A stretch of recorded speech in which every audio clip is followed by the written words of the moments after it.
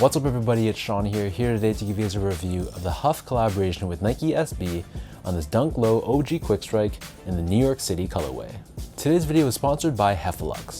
For me, comfort is key when it comes to my sneakers. And when you come across a pair of shoes that are just bricks on feet, there's no better way to make them feel more comfortable than by swapping the insole, which is where HUF comes into play. So HUF sells eTPU insoles, which really is the same material you'll find inside Adidas Boost. And if you check out their website, which I've linked down below in the description box, you'll see they sell a variety of different insoles.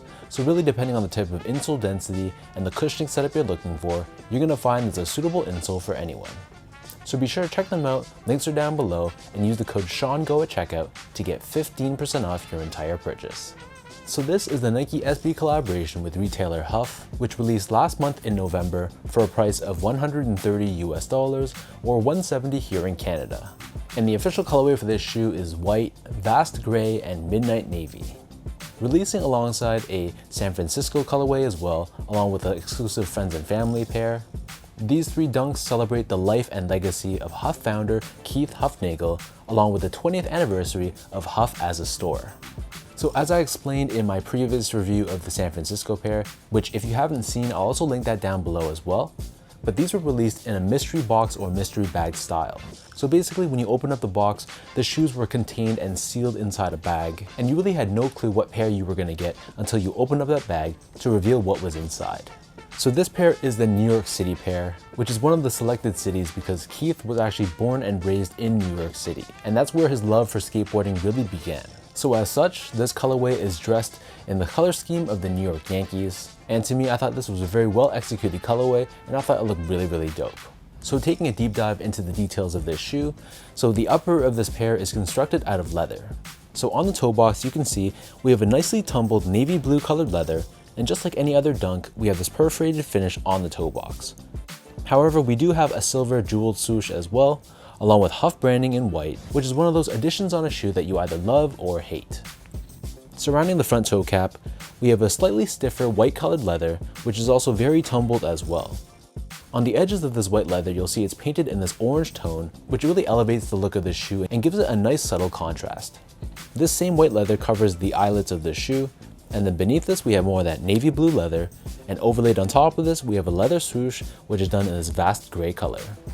And like I explained in the San Francisco review, the mid panels of both the lateral side and the medial side, this leather panel can actually be cut away, and it reveals a tie-dye canvas layer underneath. And this is a nod to HUF's 2004 SB Dunk High, which featured a similar tie-dye graphic as well. Moving downwards, we have more of that white leather which wraps around the bottom of the shoe. Above this, we have more of that tumbled navy blue leather, and we have the skyline of New York City, which is done in this blue colored reflective 3M. And the top of the heel is covered in more of that gray leather, which matches the color of the swoosh, and we have the words Keith and Forever embroidered on the left foot and right foot respectively, in a font that mimics the look of the New York Yankees. As for the laces, so these come with two different lace options. The default lace is an off-white or cream colored lace, but they also give you a flat navy colored lace as well. Underneath this, we have a thin nylon tongue, unlike the traditional stuffed or puffy tongues that normal SB Dunk Lows usually come with. And at the very top, we have this tag with Nike SB and New York City branding. On the back of the tongue, you'll see it's lined in a white colored mesh, and we have this green colored tag, which honors the 20th anniversary of HUF as a retailer. And the inner collar of the shoe is also lined in that same white mesh, and this area is slightly padded with foam. As for the insoles, so these come with a foam padded insole. We have Nike branding on the heel, along with a silhouette of Keith's dog, who's better known as Bones, which was a nice personalized touch which I thought was really dope. And this being a Nike SB release, we have a Zoom Air unit underneath the heel to give you additional impact protection and cushioning. So the upper of the Dunk Low sits atop this solid rubber cupsole, which is painted in a slightly yellowed finish. And then turning this pair over to the bottom, so here we have your standard Dunk outsole. So this is constructed out of a navy blue rubber. We have the circular pivot point on the forefoot, along with the Nike logo right in the center. So that breaks down the look and the construction of these New York City Dunk Lows. And for those wondering about sizing, so overall this was a pretty snug fitting shoe width-wise. So I'm a true size 10, slightly on the wider side, and I would recommend for most people to go up half a size. So I got these in a size 10.5, which is my normal SB Dunk Low size, and I still feel like they're a little bit more snug width-wise than even a typical Nike SB Dunk Low that I have in my collection. So I can really feel that pressure around this area right here. It's really collapsing onto the sides of my feet, which felt a little bit uncomfortable. So it's definitely a shoe you really need to break in, and I suspect it fits so snug because of this very thick leather that they use on the upper. So if you're someone that has really wide feet, I'd probably recommend you to stay away from this release because it's probably going to be pretty uncomfortable once you wear them. Moving on to the comfort, so these feel like any other Nike SB Dunk Low. So with that said, because these are technically made for skateboarding, it feels very stable, low to the ground, and there's not too much from a step-in comfort perspective. But for an everyday casual use shoe, it's going to be okay. I feel like the upper really needs to be broken in and softened up over time because straight out of the box, they feel pretty constricting and they're honestly not that comfortable. Last but not least, in terms of the quality and the craftsmanship on this shoe, so first off, material quality, I thought it was very solid. This blue leather especially felt very nice to the touch. It has this nice tumbled look to it, and when you run your fingers across it, it feels like a nice genuine cut of leather.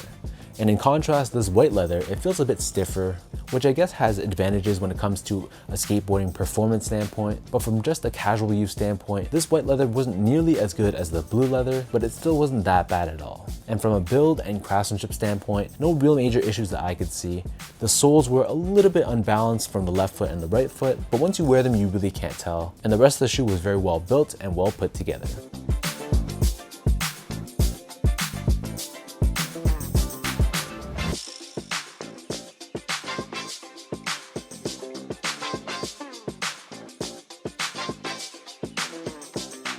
So with all that out of the way now, let me toss these on feet, I'll lace them up, and I'll show you guys how these look.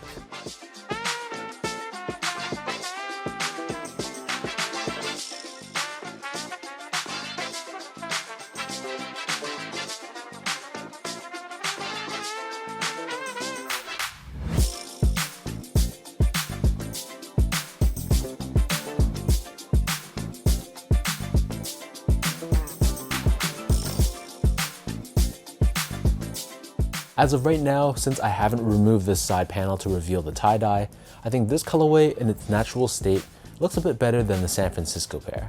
So don't get me wrong, both pairs are really dope and there's no real right answer. I just think that the San Francisco colorway looks a bit more plain, whereas this one stands out a bit more because of the way the color blocking is done, where it's predominantly white with accents of navy blue.